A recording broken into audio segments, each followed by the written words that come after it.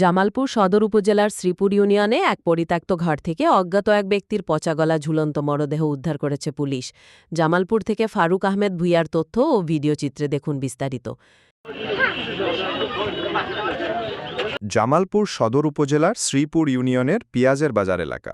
সোমবার বিকেলে এখানকার স্থানীয়রা নয়াপাড়া গ্রামের জালাল উদ্দিনের মালিকানাধীন একটি পরিত্যক্ত ঘর থেকে তীব্র দুর্গন্ধ পান। প্রথমে এলাকাবাসী ভেবেছিলেন কোনো প্রাণী হয়তো মারা গেছে, তবে দুর্গন্ধ অসহনীয় হয়ে উঠলে স্থানীয়দের মনে সন্দেহের সৃষ্টি হয়। এরপরই তালাবদ্ধ ওই ঘরের বেড়ার নিচ দিয়ে উকি দিয়ে দেখতে পান ভেতরে এক ব্যক্তির ঝুলন্ত মরদেহ। খবর পেয়ে দুর্ঘটনাস্থলে ছুটে আসে জামালপুর সদর থানা পুলিশ এবং ফায়ার সার্ভিসের একটি টিম। তালা ভেঙে মরদেহটি উদ্ধার করা হয়। দীর্ঘ সময় ঝুলে থাকায় মরদেহটি পচে গলে বিকৃত হয়ে গেছে, যে কারণে পরিচয় শনাক্ত করা সম্ভব হয়নি। স্থানীয়দের ভাষ্যমতে মৃত ব্যক্তি এই এলাকার স্থায়ী কোনো বাসিন্দা নন।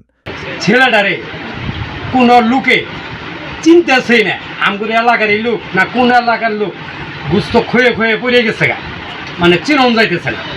এখন এইটা কিভাবে কি হইল না হইল এটা তো আসলে আমরা কোনো কিছুই করবার পাইতেছি না। ইউনিয়ন অন্তর্গত হাইতপুর পেঁয়াজের বাজার ৭ নং ওয়ার্ড।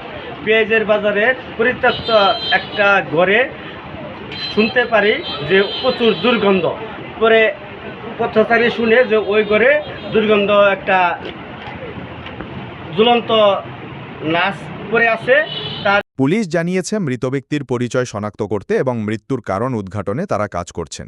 ঘটনার পর পুরো এলাকায় চাঞ্চল্যের সৃষ্টি হয়েছে। একটি এক্সলাটিনের গড়ে একটা যুবকের ঝুলানো লাশ দেখা যায়। এই বিষয়টি সংবাদপ্রাপ্ত হয়ে আমরা দ্রুত ঘটনাস্থলে আসি। আমাদের সাথে ফায়ার সার্ভিস, পিবিআই ওরা সংযুক্ত হয়।